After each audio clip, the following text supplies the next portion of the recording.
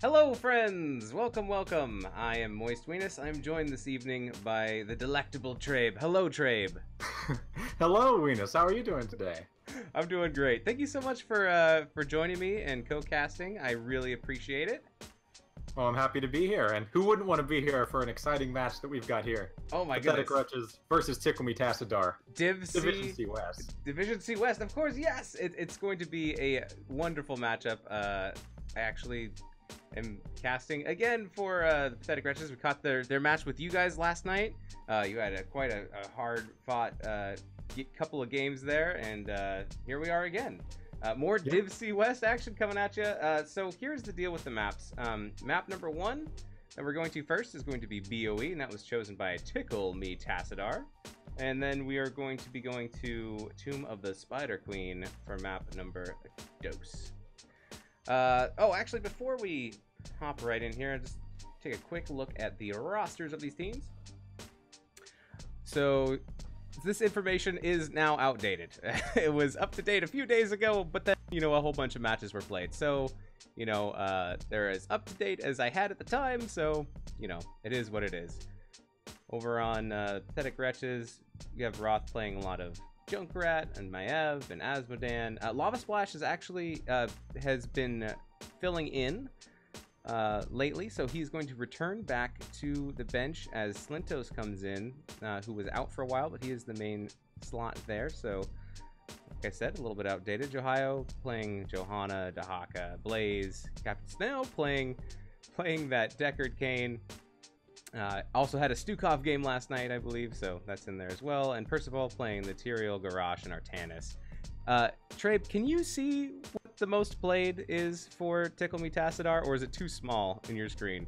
I can just barely make it out, so it'll be like an eye doctor test. If I get it wrong, you'll just have to correct me. Perfect. Here today we have BKL, who is always going to be on those healer type things, like the Deckard, the Alexstrasza, the Oriole. We've got Serenian, who's played a lot of Zeratul and Greymane, and just dabbled in a little bit of Kael'thas. Doomslice is their usual offlaner who likes the Blaze and Sonya, but I don't believe will be here tonight. Old Pro loves the Johanna, as you can tell. We've got Shiba on the mages, picking up Jaina and Li Ming with a little dash of Genji in there for some excitement. And Bayonetta, who loves the Vala, the Jaina, and the Kerrigan. Whew. Yeah. Attach that Bayonetta on the end of a rifle and stab him with those assassins. Those are all scary assassins. Yeah, and so Vala usually stands out to me as a little bit of an outlier in the current world of HOTS, but given that we are going to Battlefield of Eternity, I wouldn't be surprised to see one show up in our game tonight. Yeah, that's very true. And also, I mean, there's also the Greymane possibility. Unless you said, who do you think is not going to be making it? Doomslice, I believe. Oh, they're okay. offlaner. Very interesting. All right. Well, we'll see what happens there. I'm just going to pull up the stats for both these teams as they stood a couple days ago. Pathetic Wretches, it's at 83.3% win rate. It's dropped just a little bit with a split. I believe that's how math works. Correct me if I'm wrong. Sounds right to me. And then 4-4 for Tickle Tassadar, around the 50% range there. It looks like that Tickle Tassadar is a little bit of an underdog in this matchup, but we'll see what excitement they can bring, and who knows? It could be anyone's game. Yeah, oh, it absolutely is. In Division C West, every game could be anyone's game. Yes, and I believe from a wise man once said that, you know, every Div C matchup is a hard one that you prepare for, just all the same. And I believe that was you. That sounds like a really great and inspirational quote to live your life by. It is. What a genius that must have said that quote. All I know is it's a very humble and magnificent person.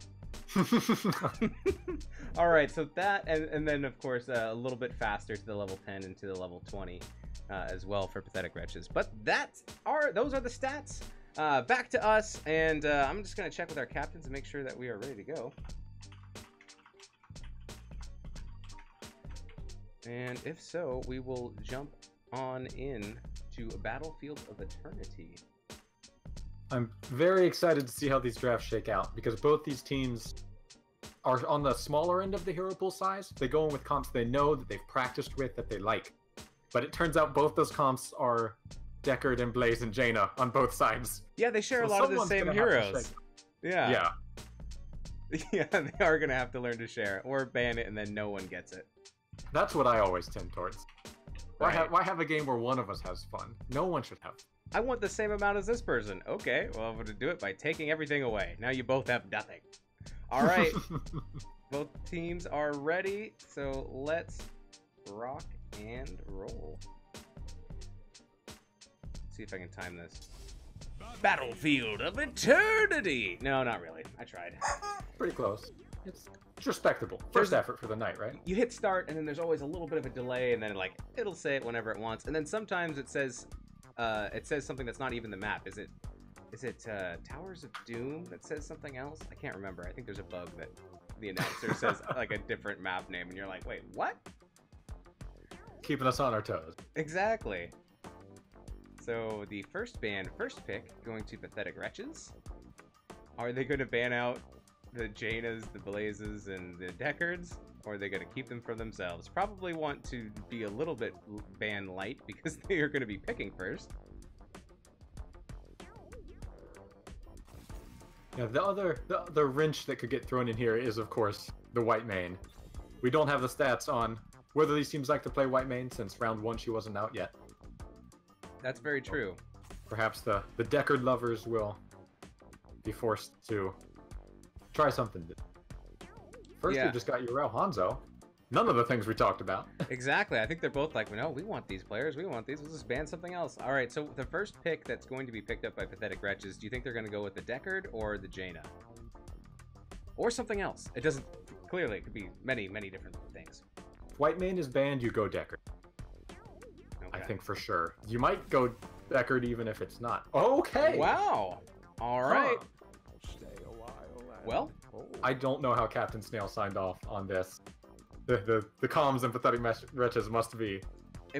It's probably, she's like, I have so many games on Deckard, I want to add more characters to that sheet of which heroes I've played. Well, I could understand that, I suppose. And there's the white main. Yeah, smart play. If you let them get white main, you don't have a Deckard to fall back on. Stukov? But I don't know, Stukov, no. Asmodan. Yes. First, this is what I like to see. Asmodan. Some people will say Battlefield of Eternity is not a good Asmodan map. The problem is right now every map is a good Asmodan map. Yeah, you like playing Asmodan yourself, right? Oh, I loved Asmodan when he wasn't good, and now that he is good, it's just a wonderful time. Excellent. It's what a time to be alive.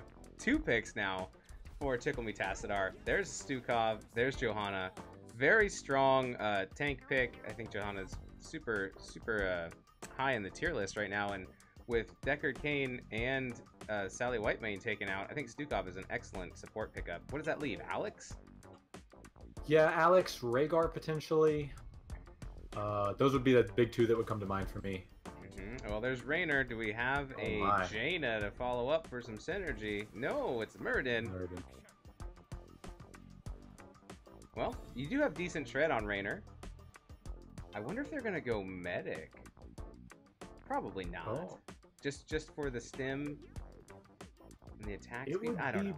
I mean, depends. If they don't draft any dive and you think that you can... Johanna, Stukov are not hard engage heroes at all. So if they draft more along those lines, you could probably get away with it. Yeah, indeed. Well, we'll see. Sonya, see you later. Not gonna happen. One more ban. Wouldn't be surprised to see a Vala or a Greymane come out here. I wonder how much more collective time has been added with this third set of bans, like over the course of the past month or so. Valendrith, get in here.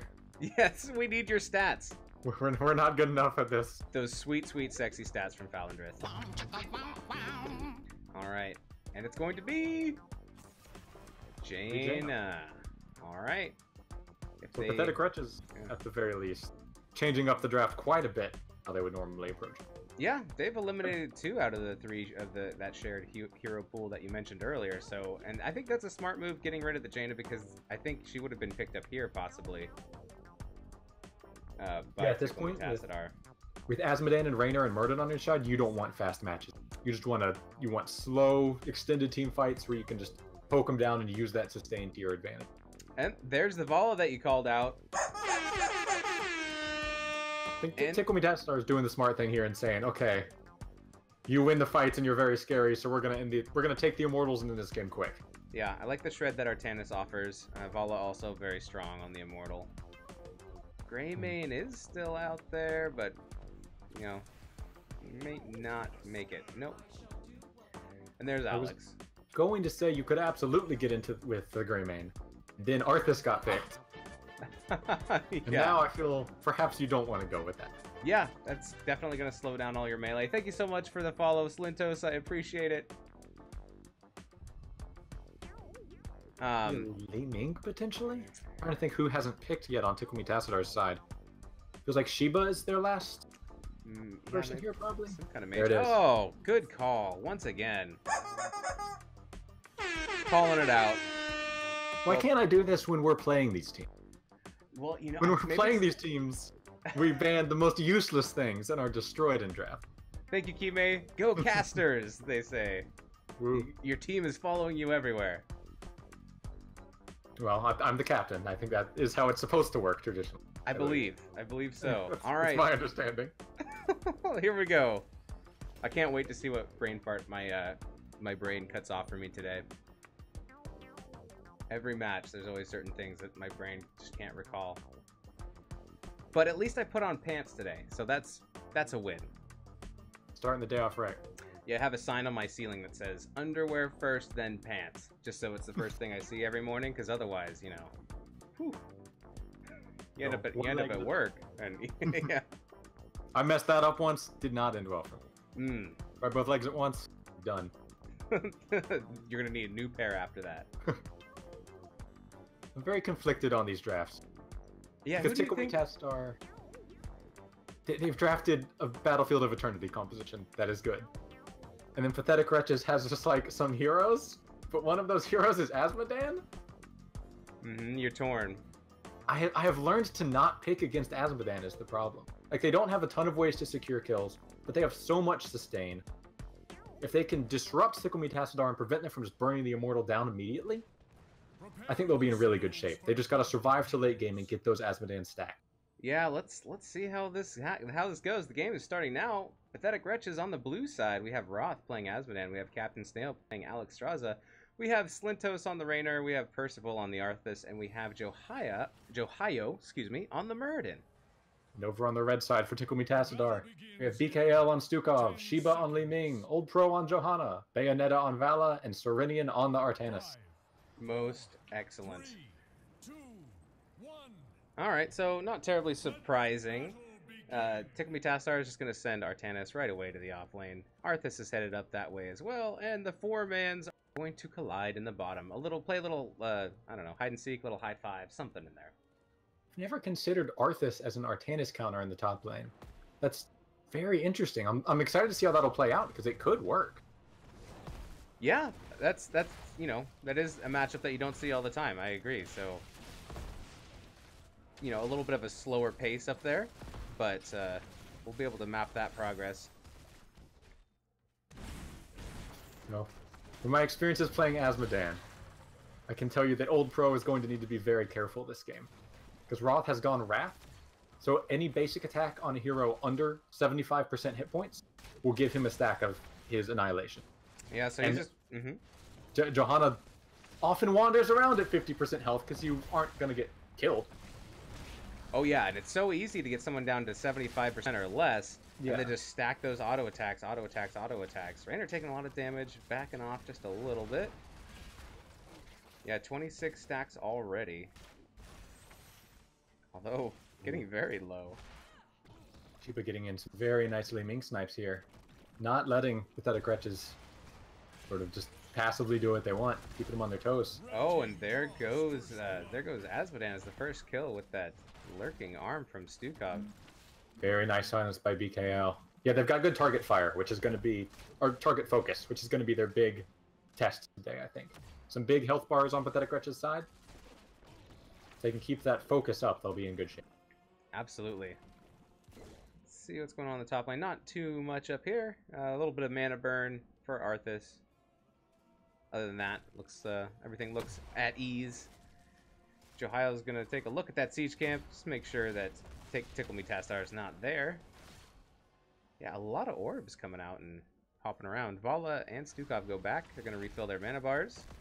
Pathetic Wretches are going to take this opportunity to try to take this bottom siege camp. Shohio doing a good job of anchoring. Does miss the stun. And Tickle Me Tassadar now realizes what's up. Well, I'm not certain they want to contest this, but Johanna is absolutely going in. A giant lurking arm. Oh my goodness. They're still going to fight. Staying out of flanks. Takes out one, takes out two. Li Ming's got resets. Oh my goodness, this is not looking good for Snail. Snail pops Dragon Form, but goes down as well. So there goes the Rainer, the Asmodan, and the Straza, and the objective will be up. Oh, and Muradin! Oh, Muradin makes the jump, but does not land on the other side alive. 4 seconds now to the objective. Tickle Me Tassadar is going to grab their Bruiser camp and possibly start on the Immortal at the same time. Yeah, they're gonna throw Artanis onto the Immortal. Yeah, they've got a lot more burn. Amateur opponent. Gonna have to move in. Yep, amateur opponent, of course, for this map. Increase that damage. Stun, but Asmodan Artanis is going to make it out of there. All right, so we see a defensive position from Pathetic Wretches. They're going to try to defend, but they have camps pushing in both the top and the bottom lanes, so a drawn-out fight might not be super beneficial.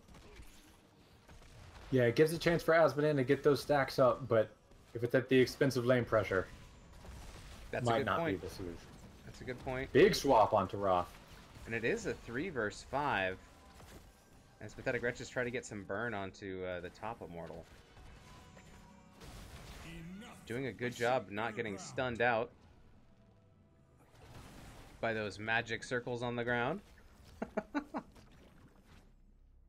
think if you're Pathetic Wretches, you're okay not taking the first Immortal. I think with this comp, you sort of planned that that was how it was going to go. Yeah. Yeah, I agree. Okay. I mean, it is just the first Immortal, and it does go to Tickle Me Tassadar. So, you know, the first Immortal is not the strongest. Still want to win it if you can, but it's not the end of the world. Yeah, Rainer's siege damage did Asmodan AoEs. It's going to make it pretty difficult for Tickle Me Tassadar to get a lot of push in here, as they can get some early picks, which they're going for them. Yeah, they came in with a good flank, but Pathetic Wretches were able to retreat. Nice knockback from Slintos there to keep the Li Ming out of his face. Alright, so they're doing a fairly good job of pushing forward with this Immortal and getting a lot of siege damage on this front wall, which is just about completely gone now. Yeah, the siege damage that Vala brings is substantial, and they don't have an easy way to really punish her at this point in the game. Dragon form popped, yeah, I agree. Ooh, Slinto's taking a big orb there. It should stay up, but they do manage to save it. And really, Pathetic Wretches is only down about half a level here, even with that structure loss. Yeah, not too bad.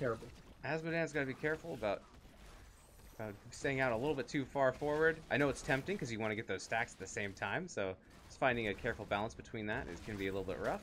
Plus, he's a bigger target too, so those orbs coming in, it's hard to get that big booty out of the way. For sure. As Asmodan, generally what I'm looking for is roughly 200 stacks around level 10 means you're doing great. This is a 2-lane map though, so it's going to be a little trickier. Right now Ralph's looking at 100 stacks at level 7, which is pretty okay. You'd like to have a little more, but he still has plenty of time to get up to where he needs to be. Yeah, also had that early death, so that had a little bit of downtime as well, to where he couldn't be getting those stacks. We'll, yeah, once Roth hits 200 and Wrath goes online, he's picked up Bombardment at 7, so he's going to become much more of a presence in team fights once 200 stacks show up. Absolutely, yeah. Tickle Me Tassadar needs to get the pushing they can get in. They need to get the lead now, because it's going to be tough to get it later. Right, when he becomes that late game hero. Vala jumping forward. The leap of faith. Vala at 7 of 20 stacks on her Hungering Arrow quest. Alright, next Immortal will be spawning in about 8 seconds. We're going to see the Bruiser camp picked up by Pathetic Wretches, and we're going to see the top camp snagged by Tickle Me Tassadar, which is good. Their own Bruiser camp will be spawning in about 4 seconds, so that will be available. Bruiser camp almost cleaned up here. There it goes. So we get a little bit of a faster start by Tickle Me Tassadar. Yeah, Raynor has been on the Immortal the whole time for Pathetic Wretches, and it's just he can't keep up with Artanis Vala Li Ming. That's a brutal composition for the Immortal. Absolutely. They've got the burn. And 10s are going to be coming up soon for him too. Pathetic Wretches has a tough decision to make here. Absolutely. And here comes the fight. Vala taking a lot of damage now, being focused. Ohio chasing down Bayonetta here. Almost got that stun. If locked that stun, and probably would have been a kill on Vala. Thank you very much for the follow, Killadorn. I appreciate it. Tickle Me Tassadar here's just looking to back off, get their 10s, which they've got them now, then take the re-engage. Absolutely. Let's see what they picked up here. Massive Shove from Stukov, Wave of Force from Li Ming, Blessed Shield from Johanna, Brain of Vengeance from the Vala, and Suppression Pulse from Tassadar. Yeah, you don't want to fight down your heroics in a tight space where you could get stunned. Arthas might be in a little bit of trouble here. Oh, a big swap. Oh, stuck between all 5 members of Tickle Me Tassadar, and they do bring him down. It's going to make it even. Oh, I'm sorry, go ahead. I'm a little interested by this Wave of Force pick on the Li Ming. I guess we've got a fight about to break out, so we can get back to that, though. Serenian almost gets a swap. We do see 10s picked up for Pathetic Wretches as well. Big stuff. Got the Life Binder. We've got Raynor's Raiders.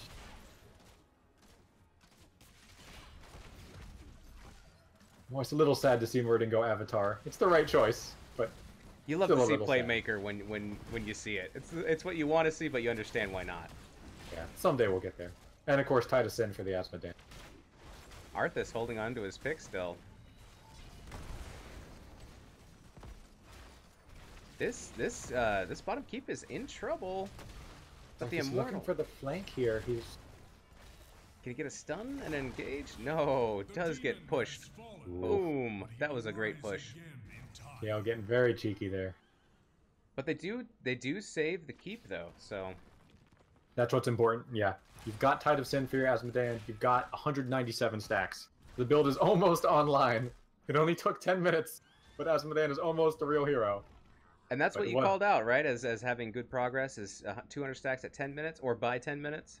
Yeah, sort of. That's it. It's a very rough estimate, but yeah, this is pretty solid. And he's dead on 10 minutes before him. Exactly at 10 minutes. That's some professional play right there. Very efficient. Oh, calculated, I'm sure. Bruiser camp picked up by Tickle Me Tassadar. Also, the top camp is getting worked on by Tassadar himself. I guess you kind of have to play Tassadar if you're Tickle Me Tassadar, right? Apparently not. I suppose you've got the option. Although I always mix up. I think I called it Tassadar Artanis, rather. Yeah, the letters are similar. Well, they're both Protoss, right? They both got the tentacle hair and stuff. I don't know. I feel like if you tickle Tassadar, he might be kind of okay with it. He's like, okay, whatever. I don't think you tickle Artanis and walk out with both your arms. I like to think it's Artanis that's tickling Tassadar. Oh, that's a nice thought. That just might be me. All 10 players in the top lane, ready to duke it out. Old Pro going in like a pro, taking a lot of damage. Swaps from Serenian are so close. Dragon Queen comes out. Arthas pops army trying to stay alive. Oh, it does get picked off. Serenian goes in. Huge push coming out from Stukov. But now Slintos has to back off, taking a lot of damage as well as Artanis. Slintos almost goes down, but Bayonetta just misses the hungering arrow there. Whew. Alright, so most ults used there. Massive. If you look at the stats, you can already see the Asmodean damage. He's now taken the lead in hero damage. Yeah, 35k. Oh, here we go. It might be a camp invade with a huge lurking arm there, causing so much trouble. But now it might be a turn.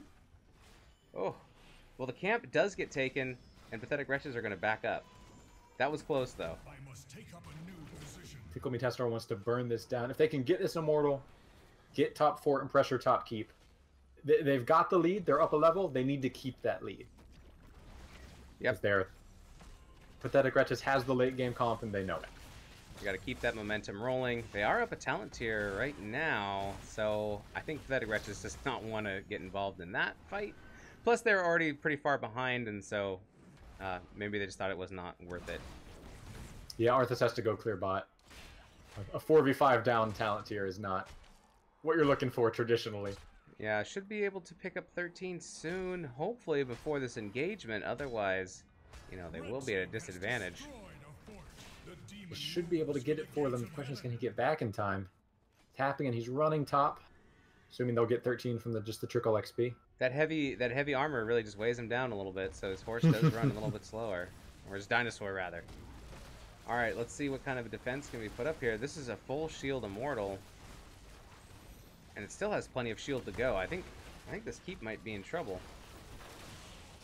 Yeah, if a big swap happens or some sort of pick off, Pathetic Wretches could be in big trouble. They're looking okay for now. Swap, but it's Murd, and he should be just fine. Oh, he gets knocked but back. The silence! Knocked back into the silence. Wow. Knifebinder on full cooldown now. Alexstrasza goes down. Li Ming's chasing. Can she get the reset for Percival? Not quite. But it may not matter. The keep goes down. This Immortal is at 75% health, and there's 2 down on the side of Pathetic Wretches. Yeah, this could be game unless something amazing happens from Pathetic Wretches on pushing these guys off. Big swap onto Roth. Everyone jumps on him. Asmodan is down. That was an excellent swap, and this is going to be game. Core's at 30%. It's at 20. It's at 8. It's at 5, 4, 3, 2, 1. And that's it. Game 1 going to Tickle Me Tassadar. Very nicely played by Tickle Me Tassadar. Getting the early lead, pushing with that lead the whole time, not letting off the gas for a second. Exactly what they needed to do, and they did a great job of it. Wow. All right, let's go to the stats screen just for a second. Take a look. See what we got here. Wow. From the time that we checked out Asmodan's hero damage, it jumped another 15k all the way up to 50,000. He was starting to come online there. He got where he needed to go just a little bit too late, fortunately. Yeah, too many structures down, too much of a level advantage. And you know, the momentum on that map can be quite strong. 0 to 10 kills as well.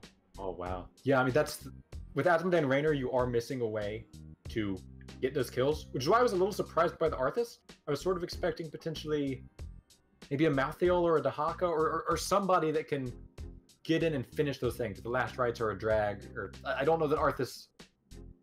I'm not sure what he brought to the table here. I'm not sure that was necessarily the right pick for this composition. Yeah, what would you have picked instead of an Arthas? You know you're not getting past a Johanna Artanis front line. You know Stukov's going to heal up that poke. It's a weird map. I don't remember who the bans were. I think Urel was gone, correct? Yeah, Urel was banned. I would have potentially gone Malthael for the last rites and for the Immortal Burn. Oh, yeah. I don't think it's an incredible pick. I don't know if there is an incredible pick here. But yeah, maybe, well, hard to say. 2020, you know? You always go back and look at it later. Well, he sets up for the Raynor, and Raynor has the ace in the hole. So it's if everyone's slowed, Raynor does a lot more damage. But still, the kill pressure is not quite there. Maybe even just to go Sindragosa over Army of the Dead, just to have the better engage. Yeah, possibly. Yeah. Very interesting. Stukov putting out 45k heals, 53k heals from Alexstrasza. Good heals from both sides. I was really impressed by BKL's silences with that lurking arm. They're on point. They're always in the places that they needed to be. Very impressive. Well, that is game 1. Oh, let me update the score so that I don't forget to do that. All right, game 1 going to Tickle Me Tassadar. So we're going to be heading to Tomb of the Spider Queen next. BOE, of course, was Tickle Me Tassadar's map pick. So they picked it. They obviously have a strategy for it, and they won it. So let's see if Pathetic Wretches can get a win for a draw. Is there anything else you want to talk about before we take a quick break and I set up the next game? The only other thing that stands out to me was Li Ming's ultimate choice of Wave of Force over Disintegrate. But now that I'm thinking about it more, I think it does make a lot of sense. It gives you sort of another escape if Arthas or someone gets in on you deep. It lets you interrupt Murden jumps. It lets you interrupt Alexstrasza trying to do dragon things. They don't have a whole lot of hard stuns or anything with the Johanna.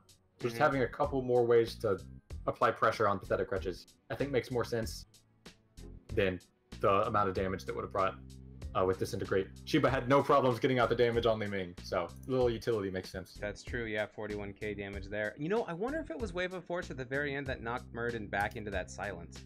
I believe it was. That's what I was trying to think. I was looking for it in the whole second half, but I wasn't able to pick any out. Okay, yeah, and if that's the case, that's a really interesting and strong strategy of knocking people, like, once they're almost out, knocking them right back in. Just when you thought you were out, they pulled you back in. Alright, awesome. Okay, well, let's go on a quick break while I set these things up, and you guys can look at my silly way screen. So we will be right back for Game 2 of Pathetic Wretches versus Tickle Me, Tassadar.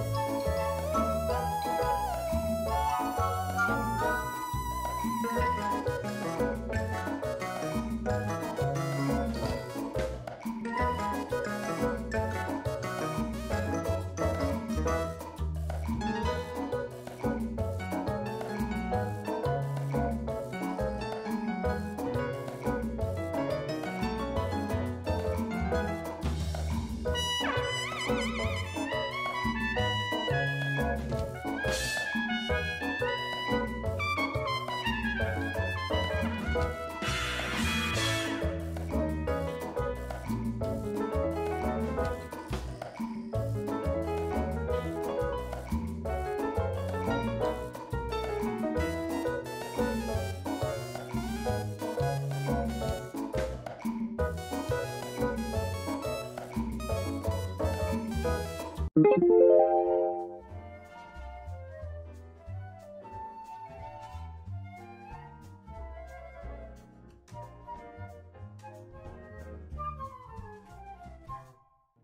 the way, if you're holding on for a Frozen reference, just let it go. Oh no, what have I done? Today, I'm Uther the Painbringer. Blondes may have more fun, but redheads are more fun. 100% pure bull, baby.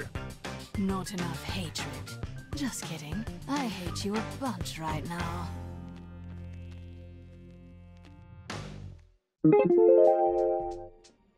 Hello and welcome back. It's still me, Moist Weenus, and it's still the delectable Trabe. Hello, hello. Still delectable after all this time. How are those wings treating you? Boy, I don't know yet. It's just some things you don't find out until like 3 hours after you've had the food. It's true. It's true. Sometimes you just have a feeling, but... Yeah. I'm not feeling too bad yet, but the night is young. And the wings are plentiful. Yeah, I'm not cashing any checks just yet. It was buy one, get one free on boneless wings, and Trabe got hooked up. Anyways. Well, cause if I buy one, get one medium, that's $20. If I buy one, get one large, it's like $22. So of course I'm gonna get the large, which is 2 larges. And now I'm gone. Absolutely. That's, if you're looking for economic tips, check out Trabe on Twitter, Wheat Sheep, or you too can find out how to get twice as many wings. All right, but we're not here to talk about wings specifically. Pathetic Wretches versus Tickle Me Tassadar, game 1. Going over to Tickle Me Tassadar. We're going to Tomb of the Spider Queen. This is picked by Pathetic Wretches. And I'm just going to check with the team to see if they're ready to go.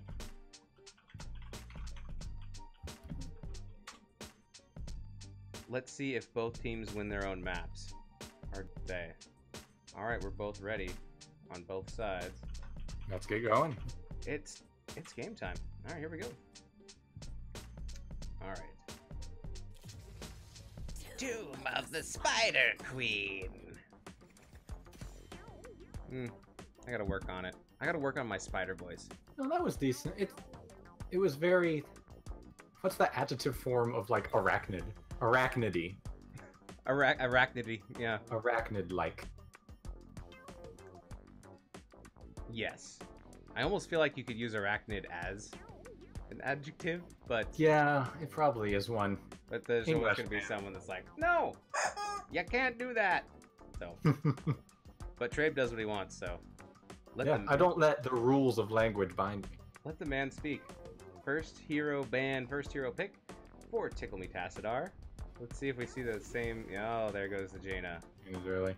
There will be no Jaina in this match. Honestly, I just want another Asmodean game. No, I shouldn't have said that. Okay.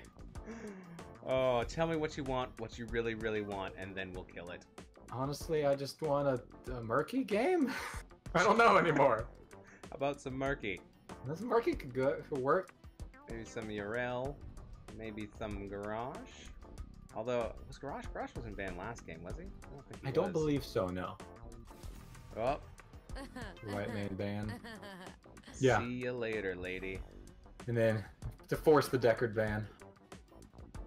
I would assume that Wretches wants to get a little weird. Let's see if you're right. 7 seconds. 6, 5, 4, 3, 2. Happy New Year! Oh, it is. Deckard. A friend of mine calls it mutually assured healers. Oh, that's right. You ban one, you gotta ban the other. Good call on the ban. Alright, so what do you see for first pick on Spider Queen? Blaze is the only one of the big 3 remaining that we know both teams love. Will be Johanna, though. Yep. Which makes sense. Yeah, Then you'll wave clear. Oh, thank you so much for the raid, Odd Thought. I really appreciate it. Hope your games went well. He started around 8 o'clock or so.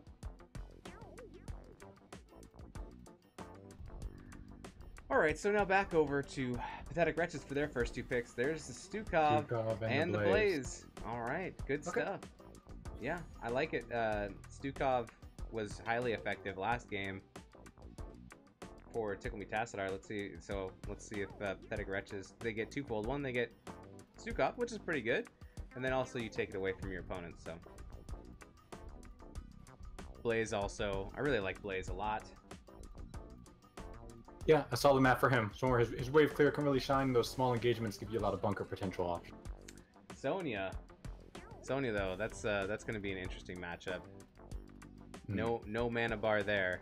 You have to be really precise on your stuns when she whirlwinds as Blaze. Otherwise, it makes it really difficult to lane against the Sonya. Yeah, and you've got that wind up. And plenty of yeah. If Sonya just keeps doing circles with the whirlwind, it makes it really hard to hit that stun. KT ban. To see if we get some sort of dive hero on either side, or some sort of ganking hero to go in and help their solo laner out. As it stands, Blaze Sonya will just run into each other for 20 minutes, then shake hands and call it a day, basically. Absolutely. Good job. Punch your time card. Yeah, Diablo ban. I wonder if they're going to pick up like the Muradin again. I have hopes for Pathetic Wretches here to get weird with it. Thinking like a Genji or maybe a Junkrat? I'm not sure. There's a comp I've seen them run a couple times that I adore. I'll be interested to see if they try busting it out or if they stay a little more meta. Muradin Phoenix, okay. Muradin Phoenix, okay.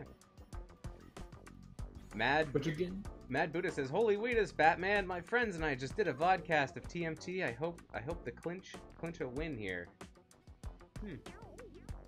Excellent. Well, I'll have to check that out later. Well done, sir. Thanks for tuning in.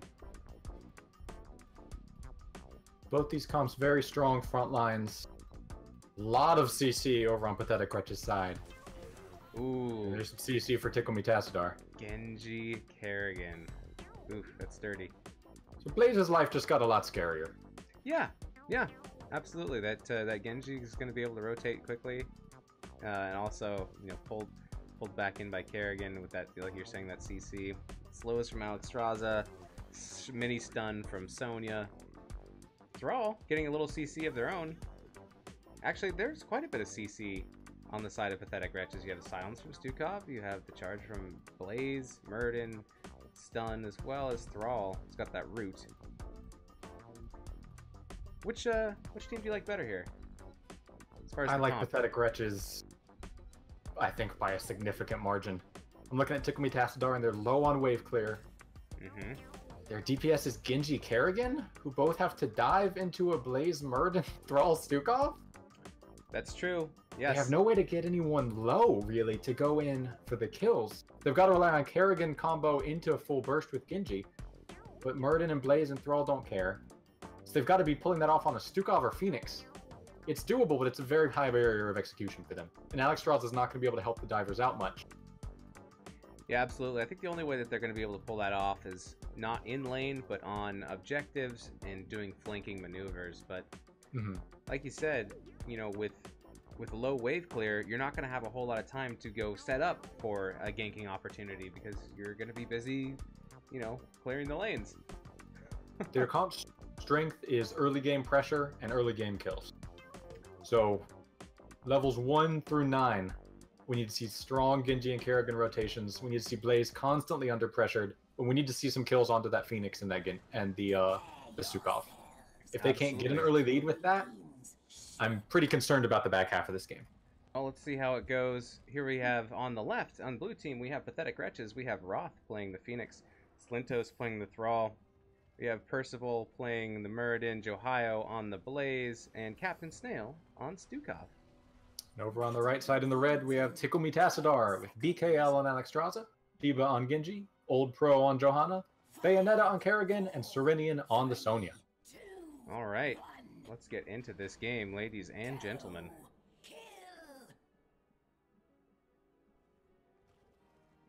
They're all going Crash Lightning here, which makes sense if you're in the 4-man, but maybe a little tricky with this many minions around. Absolutely can't control exactly where that lightning's going to go until later on. Very aggressive, though, as we're expecting from the Big Kerrigan combo. Roth just makes it out. Maybe. Oh my! Oh, does go down. Oh, wow! I thought Phoenix might have made it out. That Blaze, or no, what was Was it an was Alexstrasza poison. flame dot? I couldn't tell if it was poison from or flame damage from Alexstrasza, or does Kerrigan have some kind of a dot as well? I don't believe so. I think it's all burst. Either way, the closest kill I maybe have ever seen. Yeah, I thought they were gonna survive at 4 HP, but not gonna happen. If we can see more fights go like that, Tassadar can do pretty all right here. Yeah, they got to gain an advantage early so that they can have control of the lanes, and also Kerrigan drops off, I feel like, a little bit later, but so far... Stunned. Gone. Again. Wow. Doing really good work on picking off Phoenix. It's got that shield, but once you get through that shield, it's kind of like cutting through butter.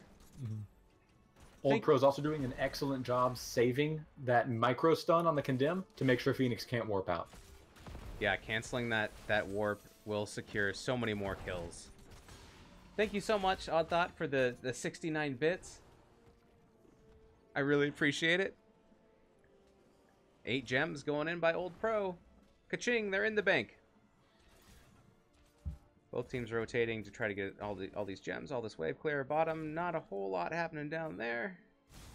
Yeah, 2 solo laners at full health. Oh, here we go again. Oh, Roth gets to teleport off a little bit, but decides to go back in. Gotta be careful about that Kerrigan.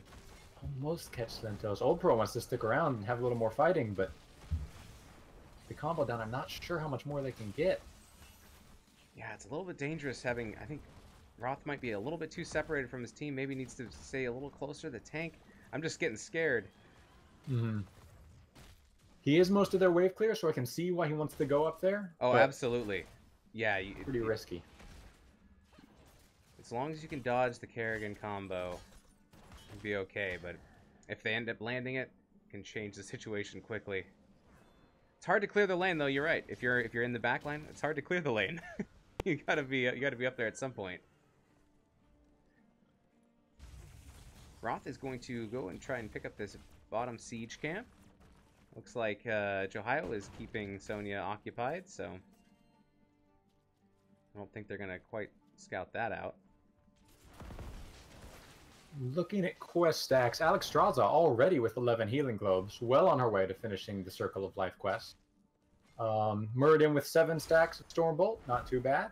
Thrall with 5 stacks on Crash Lightning, which is actually pretty decent, because you don't get the homing until 15, if I remember correctly. It's the Circle of Life. Oh, Lentos in trouble. Running for the gate. We'll make it out.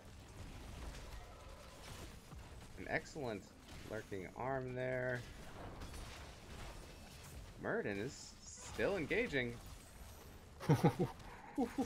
Anticipating the drag. And that of putting some fear into pathetic wretches here. Genji just waiting for them to dip down just a little bit lower, but they don't quite reach that threshold. Yeah, the Kerrigan and Genji together, I think you'd like a little more burst to follow the Kerrigan. I'm not sure the Genji quite gets you there. But they've made it work so far. 2 kills. So if they can keep it going, they'll prove me wrong. Not for the first time. Oh, I know I certainly haven't been wrong, or haven't always been right. We'll be wrong today. I'll be wrong tomorrow. I'll be wrong in the future. So anything can really happen. We'll see how everything shakes out. Surprising to me. Thought you'd be right fairly often. Well, I'm right sometimes too. Okay. It's just the ratio. Ooh, big turn in. Gonna get interrupted here. Yep. And it's Pathetic Wretches that gets the first turn in for the first Webweaver phase. Yeah, they definitely wanted to get those gems off of their bodies so that the Kerrigan's a lot less scary if you're not carrying around 10 gems. Still scary, but not quite as much of a turnaround. Mad Buddha says that Johanna gives them a little bit of a boost to their wave clear for Tickle Me Tassadar. It's true. They've been making it work. Yeah, I mean, they do have the XP lead. See how much value. Oh, there we go. First jumping in. A lot of damage going in on the Genji and the Alexstrasza. Arsenal synergy getting those big bursty hits with the auto attacks. Yes, absolutely. This is where Tickle Me Tassadar's comp runs into trouble, because they got to clear 3 of these things. And they have Sonya and not a whole lot of other people who are great at clearing them. Yep, the aggressive nature of Phoenix worked out well that time. It secured 2 kills when you have your web weavers going. Definitely get a lot more value when you have your web weavers going, and that's a great route onto Johanna. Follow up. Pro almost makes it out, but the thrall route keeps him locked down. Bayonetta in trouble, walking into the silence. Oh, escapes with 120 HP, but there goes Thrall, picked off by Genji. Nice. Very good counter kill, waiting for the moment to strike. Good patience there. Good escape by Kerrigan. Straws is going to clear out top lane. But Phoenix is potentially moving in here. Oh, can he get it? Oh. Wow. That was a great kill by Phoenix on Alexstrasza. The Arsenal synergy, that extra range, that extra damage on your pulse bombs. Absolutely. They were able to claim the gems. Let's see if Old Pro can interrupt. Yep. Also, looks like Snail got their gems in if they were channeling. But there is turn-in by Tickle Me Tassadar. They have enough gems. They just need to look for a place where they can turn in. Yeah. Pathetic Wretches now has the XP lead, so Tickle Me Tassadar wants to get this before the Wretches hit 10, if at all possible. Ooh. Kerrigan stuns Minthos in trouble. Taking so much damage. Cannot survive. It does drop. And they are on the retreat. Pathetic Wretches running on another combo. There Stukov goes Stukov. Yeah, and, well, Muradin's going to be okay, but that was a 2 for none, and 10s pop at the same time. I'll hit up Pathetic Wretches. Let's see, we got Purification Salvo from Phoenix. We have Earthquake from Thrall, Avatar from Muradin, Bunker Drop from Blaze, and it's going to be Flailing Swipe from Stukov. Got Lifebinder for Alexstrasza, Dragon Blade for the Genji, Maelstrom from Kerrigan, Leap from Sonya. Johanna's still holding hers, but I would expect... Yes, there's the Blessed Shield. Oh, I love seeing a Leap Sonya. Leap is a very smart pick here. They need the CC. They need to be able to lock down this Stukov and this Phoenix more. Yep, it gives you the dive component that you're looking for when you have the Kerrigan and the Genji already. Yeah, Blessed Shield into Leap into Kerrigan combo is... That's intimidating, I'll be honest. Dragon Form is popped. Push on this fort wall. But getting much value top. Down bot. Uh-oh, Dragon Blade's out though. Oh, here comes Salvo. Very low on Muradin. Everyone makes it out though. Snail's Flailing Swipe, I think, saved 2 people there. And I may have missed it. Let's see what's happening bottom here. Last wave, last Web Weaver goes down. A lot of damage on that fort down there, but no fort's completely downed yet. Both teams have turned in still. But they're also very low on ult, so I'm not sure how much pressure they'll have. Absolutely. Let's see who can push who off of the turn-in. Morgan jumping in to go after Alexstrasza. Life goes off. Kerrigan also taking a lot of damage, having to back out. Genji says he's out of there, dashing away. Such a dashing individual. I've always thought that about him. 32 gems hitting the bank. There they go. Here we go. Looking for 2 more globes for her quest to be finished. Excellent, almost there. How's Thrall doing? It's got 11 stacks of Crash Lightning. He's getting there. It's a tough map for it. Yep, a lot of extra minions to get in the way. That lightning. Still, even if you don't get the prioritized bouncing, the extra damage don't hurt. This is truth. Pathetic Wretches pushing in. Lurking Arm goes down on the Kerrigan, and then the stun comes out from Blaze, and then here comes Phoenix. Oh, wow. What a life finder to save Bayonetta on that Kerrigan. Huge. Huge heals. They do lose the fort, but they do not lose the Kerrigan. That was a hell of a heal. It's a very bravely placed circle by Alexstrasza. Just outside of their fort walls instead of inside, but it worked out. Tickle Me Tassadar healed up and ready to burn these fighters down. So he's defending mid. Kime is a little bit disappointed that there's no Ultralisk friend. Well, you can't get all of the ults that you want, right? I mean, I guess I could sort of see. I could sort of see the Ultralisk. You really need as much burst as you can get on those lockdown targets. I think the Maelstrom's going to give you a little more value. The Ultralisk helps when pushing a fort. You got spiders. Might as well bring another friend along for the ride. Killidan says other people can have different opinions about things, and that's 100% true. Unless they're talking about Asmodean builds. That's 100% correct. Or Gazlo builds. Unless you're talking about a 2-for-1 wings from Buffalo Wild Wings, then you have to. Oh, yeah. Someone's going to walk in there and not get the 2-for-1? Just say, no, I don't want free wings. No, man, I'm going to have to get wings after this to make me hungry. Pathetic Wretches pushing in top. Old Pro taking a lot of damage. Roth, there goes Salvo, but will it come out? Oh, jumping into the bunker. Just dunks in. Oh, Phoenix does get blown up. And it looks Bayonetta wants these kills so bad. Kerrigan is jumping in. Here comes the flank from Sonya with leaping in, stunning everybody. It's 3. The team isn't quite there, but Genji's ready. Oh, here comes Dragon Blade. But stunned. Bayonetta moving in on Captain Snail. Oh, and that's it. Stukov goes down.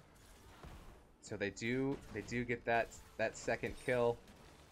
And they have Web Weavers pushing, so they should be able to get some good value out of this. Yeah, Pathetic Wretches down 2 people as the Web Weavers move in. Phoenix back up now, coming back into play, but it's probably too late for this fort.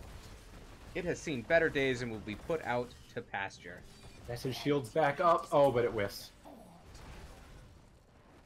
Big root. We're all a little far out. No combo from Kerrigan. Blaze is going bottom. Yeah.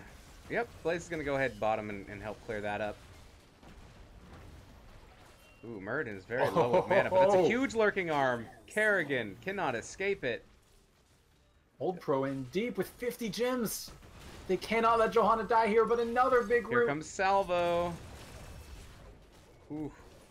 Sonya on the back line, but Johio keeps going and engaging. He's going to have a stun up soon. Oh huge. My goodness, the Stukov play. Wow, what a silence. And there goes Sonya. And look, they've got Old Pro locked up in that corner. Alexstrasza came back to help. Oh, Genji, wow. Leave.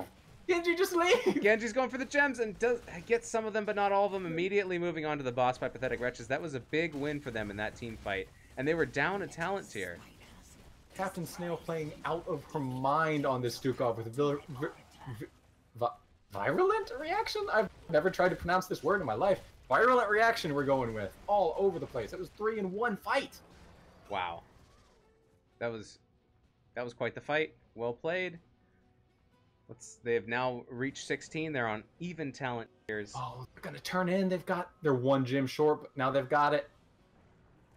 Pathetic Wretches with a big push here. And Tassadar needs help. Yeah, they're going to have to defend that boss top, so if they turn in now, I mean, maybe they're going to save it until they clear some of the lanes. Johio's going to go ahead and turn in now. Need 1 more for Arthur, Captain Snail, or Percival has to help. Snail heads up. A lot of gems also lost by Tickle Me Tassadar in that push, so that's going to set them back a little bit as well. Just need. Good news is, boss is gone. All the keeps stay up. Yep, they're turning in. The only lane that's really pushed super far for Pathetic Wretches, though, is the mid lane. The top lane and the bottom lane are both in pretty far, so I don't know, maybe they're going to use this and try to get a fight and get some picks.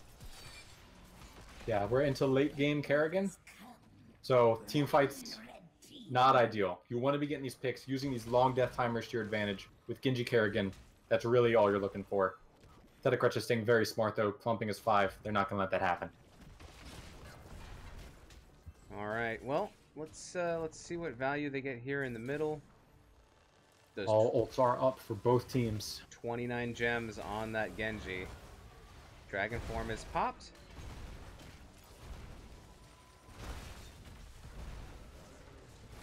Good zoning silence. Stukov.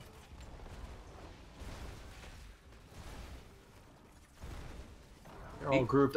You can see Bayonetta wants to go in, but is waiting for just the right moment. Here's Earthquake. Here's a big stun. Thrall goes down. Leap to follow up. Dragon Blade comes out. Roth's in trouble. Johio's in trouble. There goes Bunker, but still low.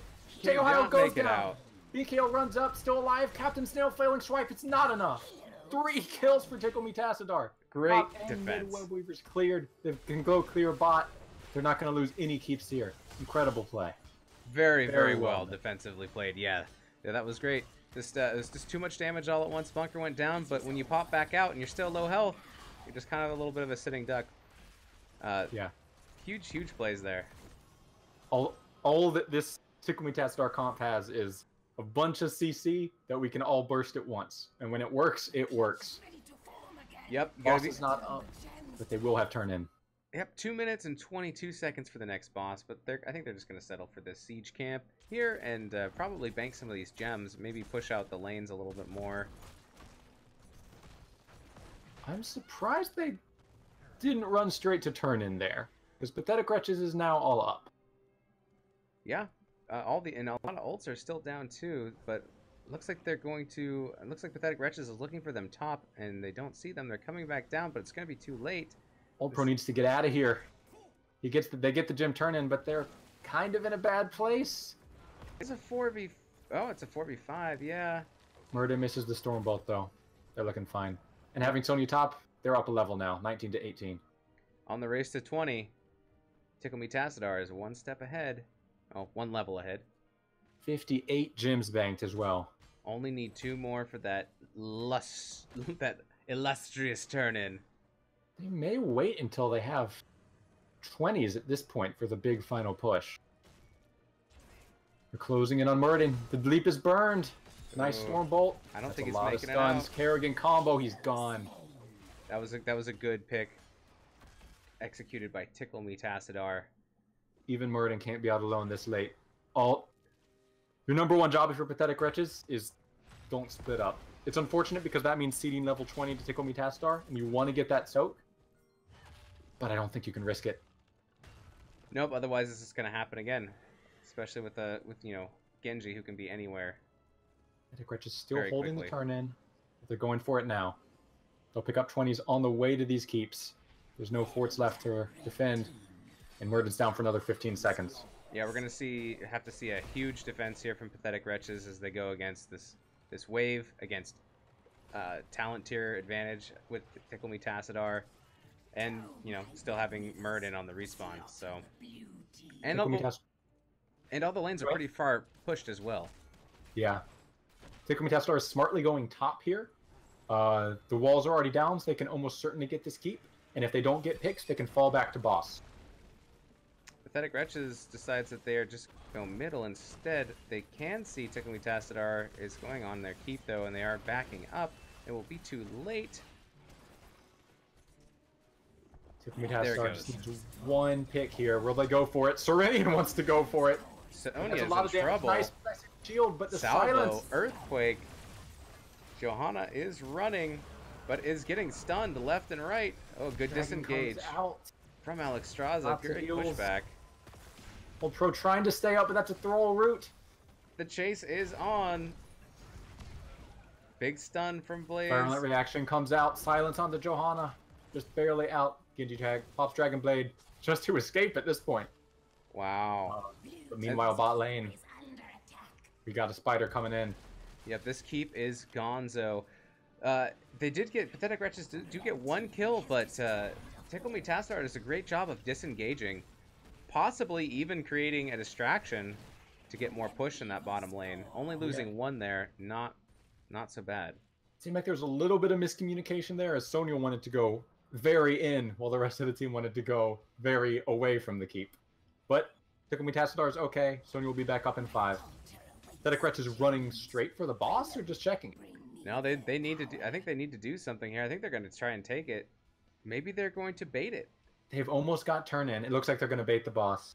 Oh, Stukov on the front. Throws out forward, checks it, sees 1, but maybe not the rest. And they engage. They Stormbolt. go directly on Johanna, but they back off a little bit. All right, so Enough. looks like no boss play right now. Yeah, the waves are mounting in Tickle Me Tassadar's favor. Stukov got stuck a little bit on the bottom of that bush. They're all trying to hide. I couldn't tell if they were hidden or not.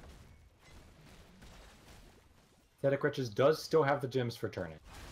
If they can force that, they won't get keep probably, but it will alleviate this lane pressure. Yep. Give them a chance to maybe find a fight in their favor. Absolutely. The top and the bottom lanes are pushing for Tickle Me Tassadar with those keeps down. That's going to be a big pain for Pathetic Wretches to constantly have to be checking on those and pushing them back to avoid taking that core damage. Couple gems turned in here for the Wretches. They've got 33 banked. They've got the other 33 on them. Percival trying to zone. Here comes Johanna, looking through that bush. Stunned from BKL Blaze. takes some damage here.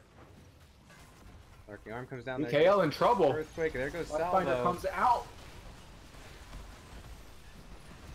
Everyone's mashing our Dragon Blade. So much value on top of the Earthquake. They're all in the bunker. Oh. Broth in trouble. Snail in trouble. Broth level 20 is popped. There goes Radiant gets Stukov. in. Oh. There goes Phoenix, and the chase is on. Can Blaze Blaze in make it trouble. out? Dragon Blade No. is down. Oh, Thrall now. House goes down. It's a quad four kill for for Genji. 4 for Genji. And there's the core's already taking catapult shots down to 70. Tickle Tassadar just running bot. This is most likely going to be game here. 45 more seconds till anyone comes back up. Murden can't do anything on his own. The core is falling 20-10. And that is 0. Game 2 going to Tickle Me Tassadar. Wow. And the GGs fly on out. Woo. Tickle Me Tassadar really, really surprising me with how well they were able to execute that composition. I was trying to be polite and not say, "Oh, Pathetic Wretches is going to crush them," because Tickle Me Tassadar, there's no way. This is a very difficult comp, and yet they did so well. 15 kills. They got the early game kills to take the lead, and they kept the ganks going into the late game, never letting Pathetic Wretches get back on even footing. Excellently done. Absolutely. Yeah, taking that lead and holding on to it, maintaining that momentum. Not only getting a lot of value out of their own Web Weaver pushes, but denying the turn-in from Pathetic Wretches and turning those pushes into and kind of limiting the value there. Whew! Oh my goodness. Yeah. There was some epic team fights, though. I'm surprised that there's not more kills on both sides, considering all those team fights that we saw. Those were those were some crazy kills and then chases all over the maps. Yeah, very, very solid Kerrigan play by Bayonetta. A tough hero to play, especially into this many stuns and roots. There were some very nice combos landed. And again, really a lot of credit to Captain Snail on that Stukov for Pathetic Wretches. That was some of the better Stukov play I've seen in quite a while. Yeah, amazing silences. Just creating a lot of value. Slow into silence into trait popped for the root is... I don't think I've literally ever landed it against like AI. It's a very difficult skill shot to land for sure. Yeah. And it was executed very, very well. Excellently played by both teams. Yep. Kerrigan, 57k hero damage. Phoenix putting out some big numbers. 84k hero damage, 145k siege damage. Let's see if we can get BKL in here for an interview. Let's go hop into a lobby if you don't mind. I bet I can do that. Lobby 5.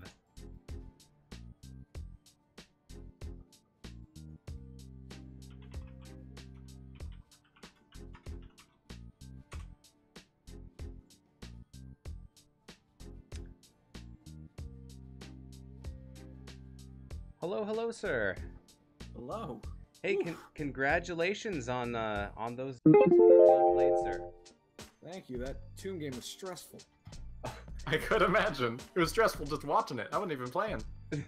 There were some very crazy team fights in that game, for sure. Yeah, that went back and forth. Yeah, absolutely. It was very, very, very exciting. I'd just like to ask you a couple questions about these maps, if you don't mind. Nothing. And these are kind of, some of these are a little bit more general too, but in game 1, were you trying to limit the certain heroes that you've seen Pathetic Wretches play, or did you guys do a lot of scouting for this match? That is one thing that us as a team, well, specifically me and I'd say probably Serenian the most, always love scouting out teams and getting a sense of, okay, this is what they like to pick, this is their strengths. And for game 1, when we were second pick, we really came in with a specific plan regarding supports. And that was their strongest are White Mane and Deckard. Those two are the strongest healers in the game by far. So if they're not banning one, we're not going to ban one, so that we can take whichever they don't take. But if they ban one, we're just going to ban the other and force them either to take an early support or to grab one in the 1-2 rotation and force them onto a lesser comfort. Okay, interesting, very interesting. So kind of targeting the support position. Correct. Well, seemed to work quite well. It seemed in game 1 you guys got an early lead, and with talent tier advantage, you were able to take the Immortals without, you know, there was some fighting going on, but it seemed every time the Immortals were up, you guys either had a camp pushing, had tier talent advantage, or both, and it made it really hard to engage on you guys. What goes through your mind when you're ahead, and how do you keep that lead and that momentum going? For us, we just try and not even look at the fact that, okay, we're ahead here, not worry about all this. We want to focus on, okay, the game is at hand. Don't be overly aggressive. Don't make any mistakes or plays that could really put you in danger. We really just try and focus on playing our macro and team fight based game to the best we can, even if we're ahead or behind. Absolutely. Well, that's a great way to look at it. Is Stukov your favorite healer? Because those silences in game 1 were brutal. Actually, he's not. And the entire reason I went that Stukov, I have to shout out Arrogant Nephilim, because they absolutely stomped us in a Battlefield of Eternity game with that exact same Stukov build. And I'm like, you know, this seems pretty good. I'm going to try it. And I built it out a few games. I'm like, oh my god, this thing is a monster. So thank you to them for that. But I'd probably say my favorite healer right now is just Deckard Cain. Mm-hmm. Yeah. Yep, and since he's such high ban material these days, do you get to play him very much? Actually, before this series, we've had quite a lot of games on him and success on him. Oh, excellent.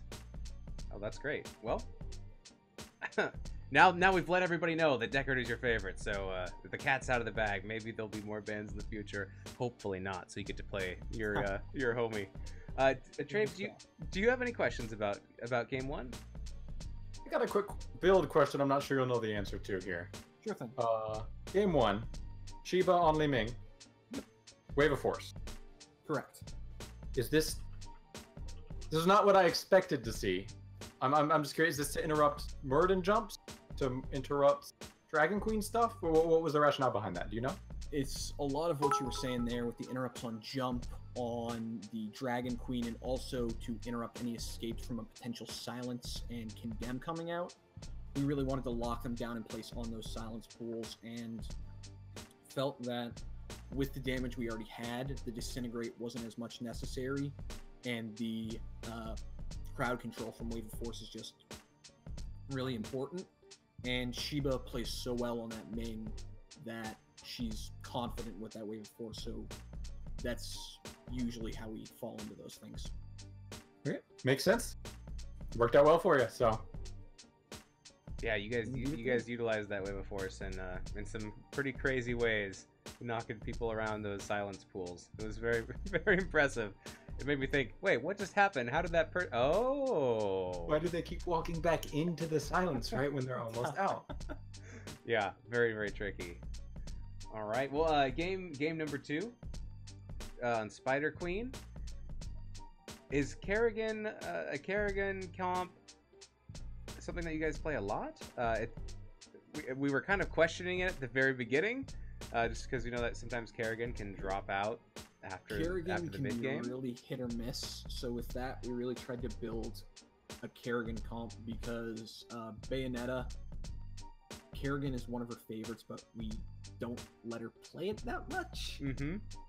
But sometimes we just see an opportunity to, okay, let's try this out. Let's try and build this sort of comp.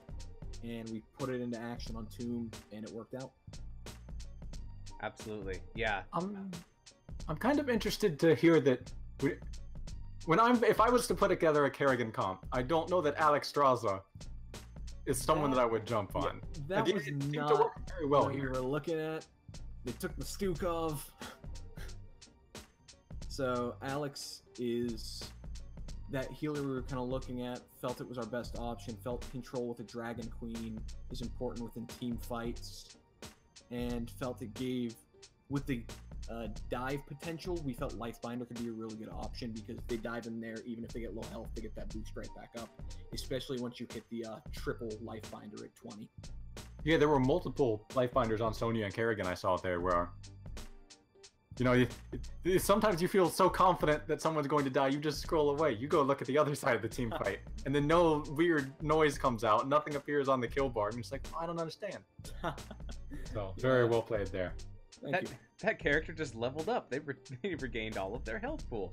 Yeah, that's very interesting. Of the idea of throwing out Lifebinder and then having. Do you throw out the Lifebinder and then they dive in, or are you within enough range to where even after they dive in, you can still pop it?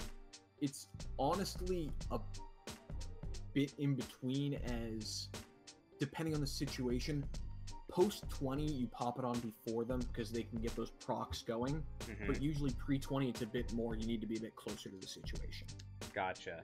Well, I mean, that's a good way to keep Alexstrasza's health pool high for maximum yield on that on Lifebinder by making sure that the person that you're putting it on is the one that's engaging and they're far away from you. You know, so they after they get it, they can engage, and it gives Alexstrasza a little bit of protection, I would think. That's Exactly. Well, you guys played it very, very well. Let's see. Do you have any other questions about Game 2, Trabe? No, I just think I was skeptical of the draft, but it was extremely well executed. I think you guys did a great job just focus firing targets, overlapping that CC. Really terrifying comp to play into. Yeah, congratulations. Well played, both teams. And do you have any shout-outs for us, BKL, before you head out? All right, shout outs coming out to Pathetic Wretches. You guys played great tonight. If you guys ever want to scrim, hit us up. We'd love to.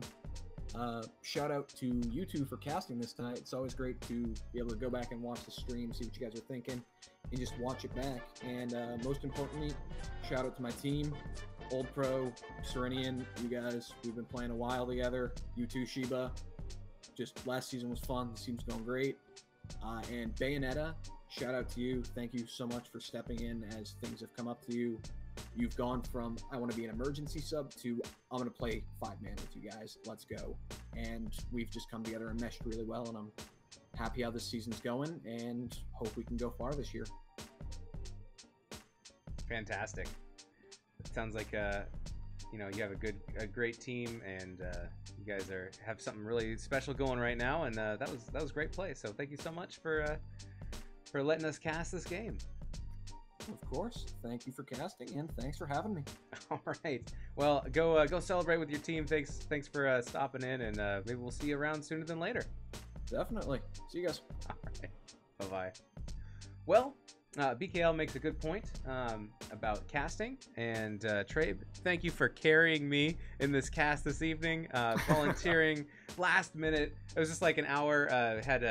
Had a little bit of a situation where, you know, we had another scheduled co-caster and they couldn't make it, so I was like, well, if I might as well just put it out there. I mean, I know the game is like in an hour, and Trabe's like, I'm in, let's go. And so I really appreciate you being willing to do that last minute and just even it all. So thank you so much, sir. You have added immensely to this cast.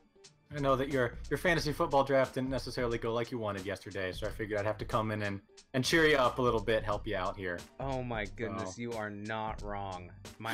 I looked again at my team today, and I was like, oh, this is sad. This is not going to be good. But 13 weeks in a season, plenty of time. Exactly. I'm like, well, I guess I'm just going to have to look at the waiver wire and pick up everything. So that's my plan.